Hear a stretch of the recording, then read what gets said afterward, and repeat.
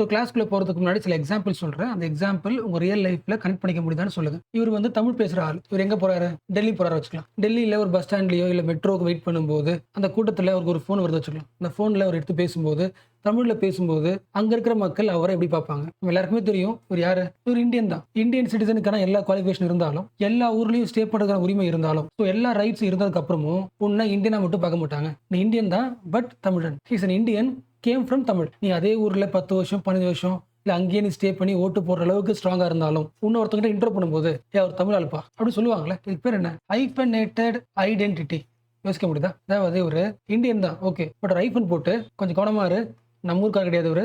இவர் தமிழ். இந்தியன் சிட்டிசனா மட்டும் பார்க்கறது கிடையாது. ஒரு ஐஃபன் போட்டு இன்னும் ஒரு சந்தேகத்துக்குரிய ஒரு ஆளா பார்க்குறாங்க. நம்ம டெல்லி போக தேவையில்ல. நம்ம ஊர்லயே வச்சுக்கலாம். உங்க ஏரியாவுல சின்ன வயசுல இருந்தே ஒரு மலையாளி ஃபேமிலி பார்த்துருப்பீங்க. சின்ன வயசுல இருந்தே பேசியிருந்திருப்பீங்க. பட் எப்படி இருந்தாலும் உங்களுக்கு வயசானதுக்கு அப்புறமும் அந்த ஏரியாவுக்கு போகும்போது, அவங்க கிட்ட பார்க்கும்போது, அவங்க மலையாளி. தமிழ்நாட்டுல இருக்கிறாங்க. But they're Malayali. Hyphenated identity. இப்ப சொல்லுங்க. இந்த ஹைபனேட்டட் ஐடென்டிட்டி ஒரு கண்ட்ரிக்குள்ள எதை உருவாக்கலாம்? கலவரத்தை உருவாக்கலாம், குழப்பத்தை உருவாக்கலாம், டென்ஷனை உருவாக்கலாம். அதுக்கு ஒரு பெஸ்ட் எக்ஸாம்பிள் தான் லாஸ்ட் வீக்ல பார்த்த நியூஸ். வெஸ்ட் பெங்கால்ல ஒரு ஒர்க்கர் பங்களாதேஷ்ல இருந்து ப்ராப்பரா மைக்ரண்ட் ஆகி ஒர்க் பண்ற ஒரு மைக்ரண்ட் லேபர். அந்த லேபரோட லாங்குவேஜ் எப்படி இருக்கும்? எங்க ஒர்க் பண்றாரோ அது மாதிரி இருக்காதுல்ல. பங்களாதேஷ் தானே தெரியும். இவர் மேல சந்தேகப்பட்டு இவர் ஒரு இல்லீகல் இமிகிரண்ட். இவர் என்ன பண்ணிருக்கலாம்? அவங்க ஊருக்கு அனுப்பலாம் சொல்லிட்டு அனுப்பியிருக்காங்க. லிங்க் பண்ண முடியுதா?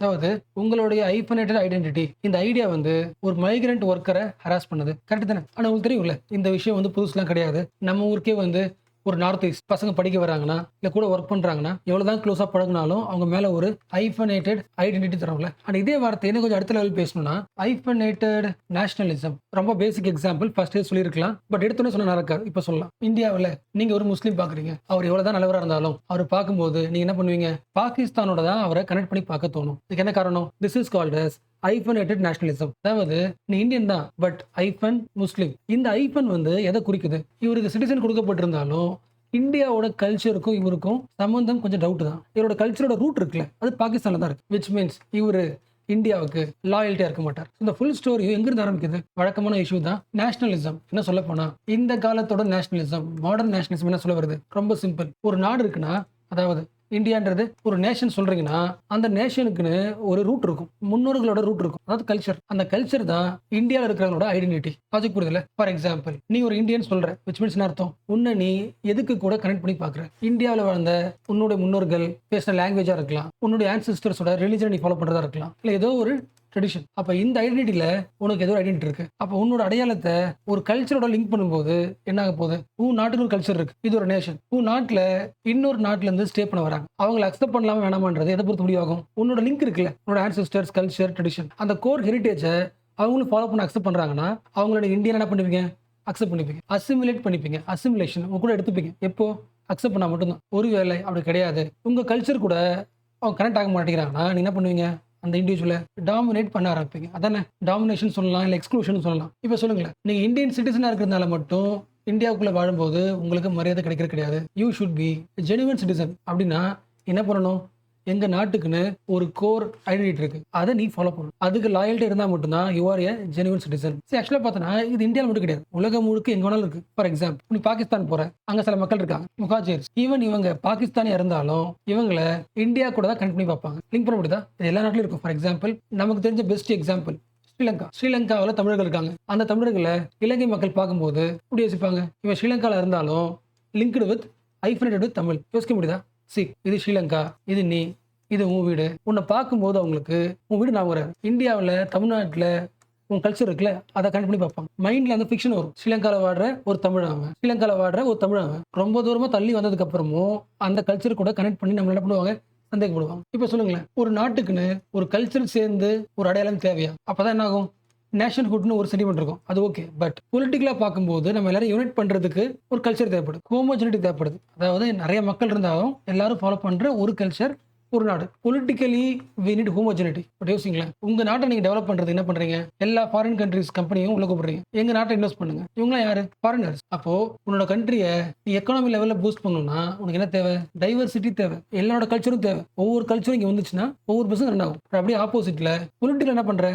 நம்ம நாட்டுக்கு ஒரு கல்ச்சர் தான் இருக்குன்னு பேசு. இதான் பேரடாக்ஸ். Two opposite. அரசியல் லெவல்ல நம்ம எல்லாரும் ஒன்று பேசிக்கிறதுக்கு ஒரு கல்ச்சர் தேவை. நம்ம இடத்த யாரும் பிடிக்காம இருக்கிறதுக்கு இவன் வேற ஒரு கல்ச்சர் ஐஃபன் பண்ணிப்போம். பட் எக்கனாமி வரும்போது எல்லாரும் இந்தியாவில் வந்து செட்டில் ஆகுங்க. அண்ட் சேம் இதே விஷயத்த இன்னொரு ஆள் சொல்றாரு, ஹோமி கே பாபா.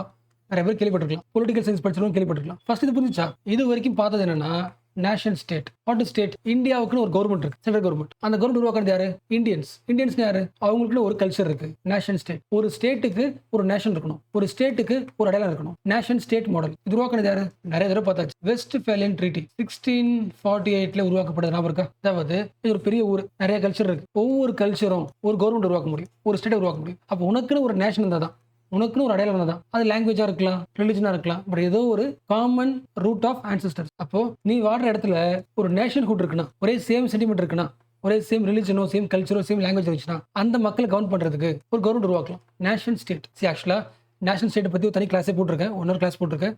இப்போ தேவையில்லை. இது தெரிஞ்சுக்க வேண்டியது வாட் இஸ் நேஷனல் ஸ்டேட். ரொம்ப சிம்பிளா சொல்லணும்னா, ஸ்ரீலங்காவில் தமிழர்கள் வர்றாங்களா, இந்த பகுதி முழுக்க இலங்கை மக்கள் இருந்தாலும் இவங்க யாரு? தமிழ் பீப்பிள். இவங்களுக்கு எனக்கு ஒரு கல்ச்சர் இருக்கு, அவங்களோட ஒரு ஒற்றுமை இருக்கு. அவங்களுக்கு ஆட்டோமேட்டிக்கா ஒரு நேஷனல் இருக்குன்னா அவங்க என்ன பண்ணலாம்? தனியா ஒரு கண்ட்ரி ஆரம்பிச்சு கவர்மெண்ட் ஆரம்பிக்கலாம், nation state. So one nation is equal to one state. இதான் பார்த்தோம் நம்ம கரெக்டா. அண்ட் இதோட பாசிட்டிவ் பார்த்தோம், நெகட்டிவ் பார்த்தோம், கிரிட்டிக் பார்த்தோம்ல, பாராடாக்ஸ். அண்ட் இதே விஷயத்த ஹோமி பாபா கொஞ்சம் வார்த்தைகளை மாற்றி சொல்றாரு. உனக்கு 2 அடையாளங்கள் கொடுக்கப்படும். ஒன்று வந்து உன் கண்ட்ரி இருக்குல்ல, உன் நாட்டில் லா இருக்குமா, லா இருக்கும், கான்ஸ்டியூஷன் இருக்கும், ஆஃபீஸ் இருக்கும், அட்மினிஸ்ட்ரேஷன் இருக்கும். உங்ககிட்ட கொடுப்பாங்க ஒரு பேப்பர் கொடுப்பாங்க. இந்த பேப்பர் படி நீ இந்தியன் சொல்லுவாங்க, நீ இந்தியன், நீ சொல்லி தருவாங்க, பெடகாகி டீச் பண்ணுவாங்க, ஒட்டுமொத்த மக்களுக்கும் டீச் பண்ணுவாங்க. இவர் வந்து இந்தியனுங்க, அவர் கையில் என்ன இருக்கு? சர்டிஃபிகேட் இருக்கு, குடியுரிமை இருக்கு. இது ஃபர்ஸ்ட்.